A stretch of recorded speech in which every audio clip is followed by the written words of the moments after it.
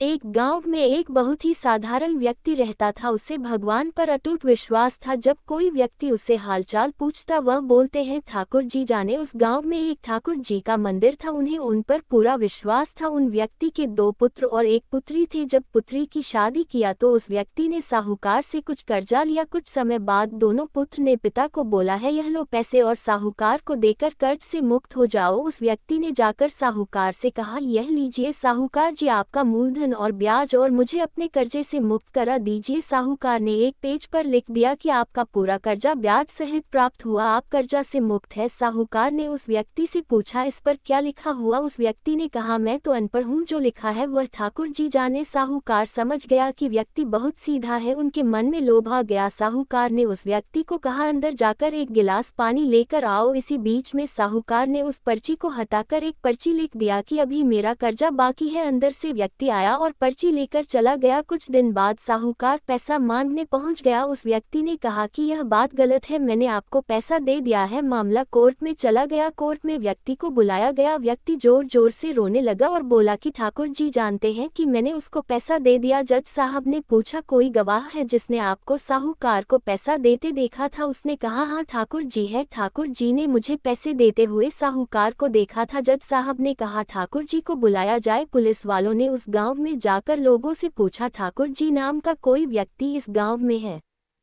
उसे कल कोर्ट में आना पड़ेगा। गांव वालों ने कहा ठाकुर जी नाम का कोई भी व्यक्ति इस गांव में नहीं है, ठाकुर जी का मंदिर है, अब भगवान कैसे कोर्ट में पेश होंगे। अगले दिन अदालत की कार्रवाई शुरू हुई। जज साहब के बगल में खड़ा भक्ति जोर से बोला लगा ठाकुर जी हाजिर हो, ठाकुर जी हाजिर हो। उसी वक्त एक बूढ़ा व्यक्ति सिर पर तिलक लगाए चंदन का माला पहने हुए कोर्ट में आ गया। उस व्यक्ति ने कटघरे में खड़ा होकर बोला सर मैं ठाकुर जी हूँ, बताइए क्या बात है। जज साहब ने ठाकुर जी से पूछा क्या आप इस व्यक्ति को साहूकार को पैसे देते हुए देखा था? तब ठाकुर जी ने बोला हाँ जज साहब, मेरे सामने में इस व्यक्ति ने साहूकार को पूरे पैसे ब्याज समेत दे दिया था। आप साहूकार को यहाँ पर रोकिए और किसी व्यक्ति को साहूकार के घर भेजिए। साहूकार के घर में अलमारी नंबर 3 में एक फाइल है। उस फाइल के 22वें पेज पर वह पर्ची रखा हुआ है जिसमें लिखा है कि यह व्यक्ति ने ब्याज समेत पैसा दे दिया। वह व्यक्ति इतना बोलकर चला गया। कुछ देर बाद सिपाही वापस आया और जज साहब को एक पर्ची दी। यह पर्ची जिसमें लिखा हुआ था कि पूरा पैसा ब्याज समेत मिल गया। जज साहब ने कहा ठाकुर जी कहाँ गए, उनको बुलाओ। ठाकुर जी दिखाई नहीं दिए। अगले दिन जज साहब उस व्यक्ति के गांव गया। पूरे गांव में खोजा गया। सभी व्यक्ति ने कहा कि वह वृद्ध आदमी इस गांव का नहीं था। जज साहब समझ गए वह वास्तव में ठाकुर जी यानी भगवान ही थे। जज साहब उसी वक्त अपने पद से इस्तीफा दे दिया। जज साहब भारत के सभी मंदिरों में घूम घूम कर उसके दरबार पर मिट्टी को अपने सिर में लगाते थे, किसी मंदिर में बैठते नहीं। जज साहब कहते थे हमने भगवान को अदालत में बुलाकर खड़ा किया था, फिर मैं किसी मंदिर में कैसे बैठ सकता हूँ। इस तरह जज साहब काफी बदल गए। यदि आपको भगवान पर विश्वास है तो वह जरूर आपको बुरे वक्त में काम आएंगे।